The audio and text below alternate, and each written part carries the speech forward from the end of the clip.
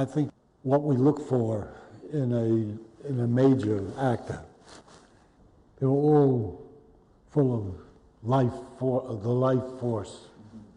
They enjoy breathing. They enjoy even their pain. It's a kind of participation in the joy of life.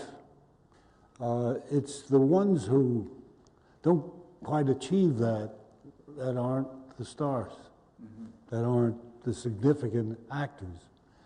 We go to the theater to stay alive, finally, to celebrate life.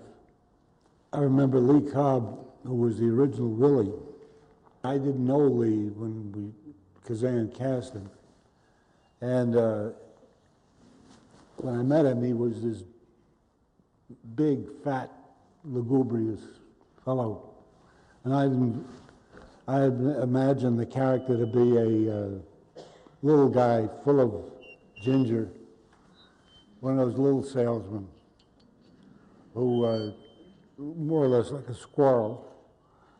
And here was Lee looking like a big beef. And he came to my house once before we cast him because he was desperate to do the part. And my son Bobby was a little boy playing on the floor. And at one point Lee looked down and Bobby had done something funny. And he laughed, Lee did. And in that, it was a real hearty laugh. And you wanted to just burst out crying. Because it was so filled with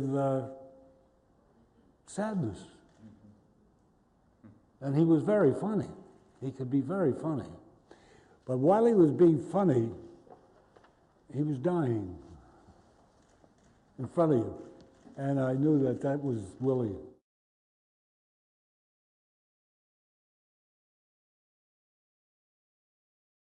I had wanted to be a writer in a general, vague way. I wasn't particularly expecting to become a playwright at that point. I was trying to write stories unsuccessfully.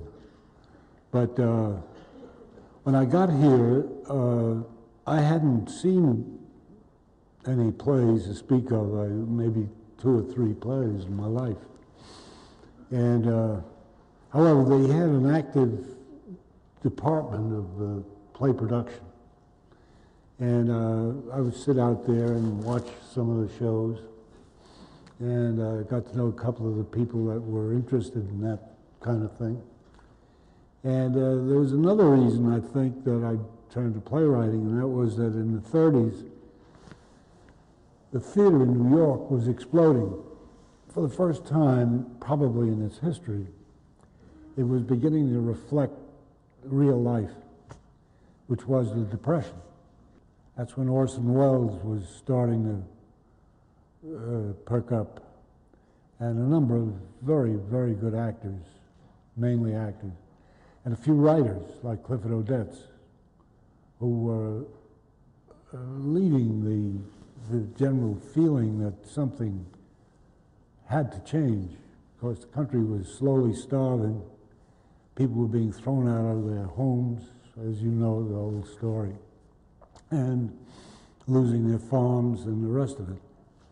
And the standard theater at the time was a very conventional entertainment theater, which is what it usually is and is now for the most part. And it hardly reflected anything but show business. And was of no interest to me or anybody I knew. And these small radical groups of actors were putting on plays in storefronts and other garages and places like that. And you gave them, when you entered, you made a contribution of 10 cents or a quarter. And they were reflecting the new radical outcry against the situation of the country. And that was exciting.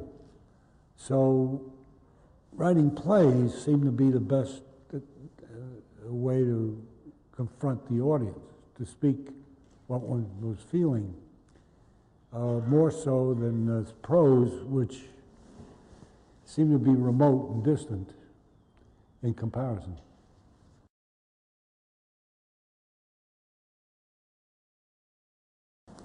You know, what the Depression was a crash of accepted values. For probably a half a century before that, one could say there was a stable set of values in the United States as well as in Europe.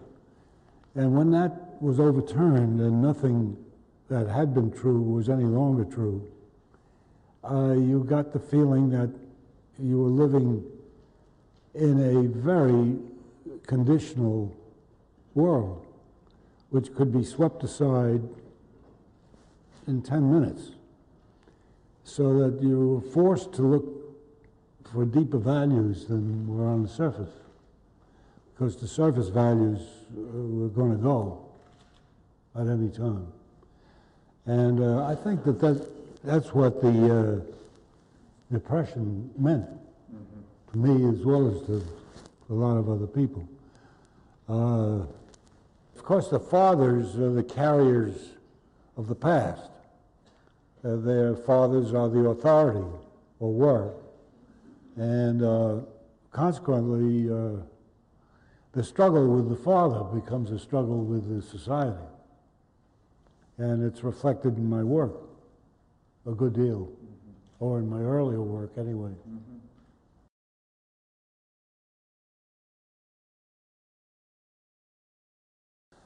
I generally work because I am struck by something somebody has said. Usually, playwriting is an oral art. It's not an art of a writer expecting to be read. He's the writer expecting to be heard.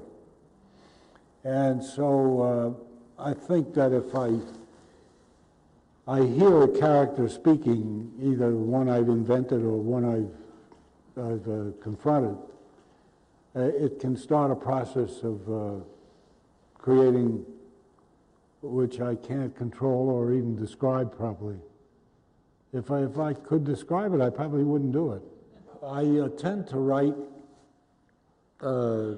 maybe the opening 25 pages of something and then forget it for a couple of years, and then come back and go on with it. What you read on the page looks like it's been there forever, but believe me, it hasn't. It's always a struggle to find what you are looking for. And certainly the theater, the play is as much rewritten as it is written.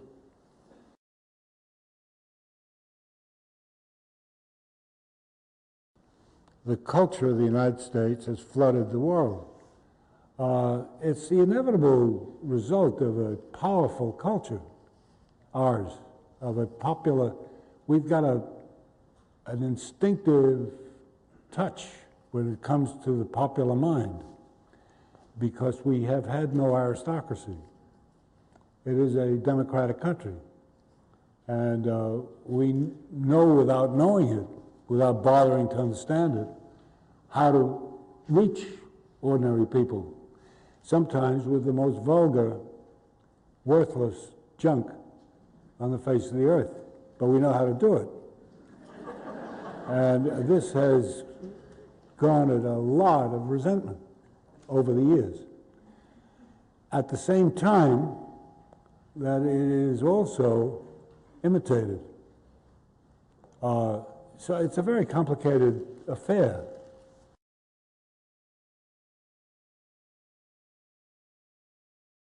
I've had battles of my own with the culture. For one thing, I don't think that the theater is necessarily only about entertainment. I think it's entertainment that reaches the soul, the spirit. I don't think people There are very few instances where a work of literature or art or drama or anything has actually changed the behavior of people directly. It's a very rare, unusual thing. All you can hope for, I think, and all you try to do is illuminate something so that people can make up their own minds based upon the reality of the situation rather than the mythology. And if one can do that, it's enough.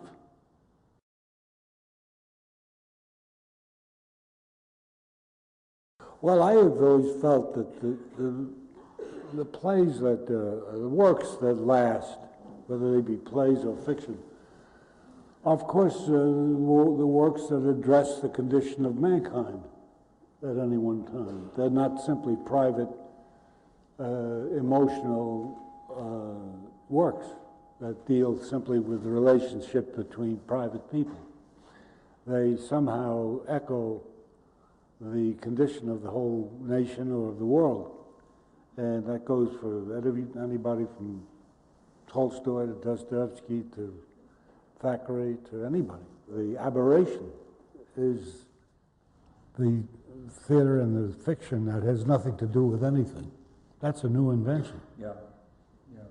The original purpose or color of creative art was always the community.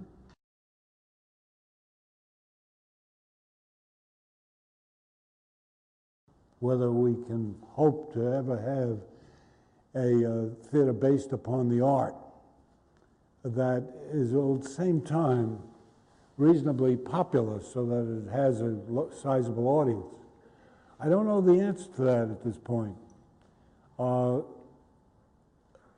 There is no, I think the theater now is struggling with the television and film. People go into the theater now hoping that they'll get out of it and go into movies, because that's where you can make a killing and that's where you can become famous. And the idea of developing actors, writers who want to be actors and writers for the theater is, I think, diminished a great deal. And it's a question, really, whether we can continue to create new plays and new productions and new actors and so on with next to no public support. You know, every theater we look back on with any respect was a subsidized theater, starting with the Greeks and Shakespeare and Ibsen and the rest of them. The idea of a private theater for profit is a very recent idea. I wonder sometimes whether its future is questionable in relation to its competition with these other media. A decision would have to be made by the society that they want this to happen, that they feel there is a value here which is transcends profit and loss.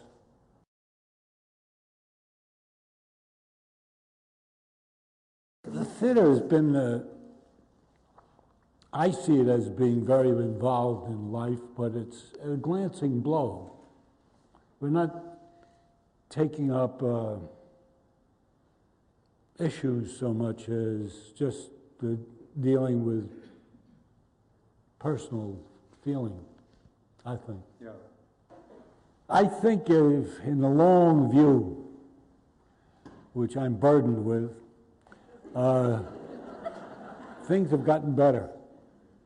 That doesn't mean they're good, but it's gotten better. But I have a sense that our literature is more and more filled with socially relevant work than it was years back. Mm-hmm. I think we're on a good track in that respect. The escapist notion is always there. People want to get out of their troubles and they'll read some story that takes them away from life. And that's okay. But there's been a lot of literature in the last years that I think is relevant. But there's a long way to go because we have come a long way with the wrong feelings.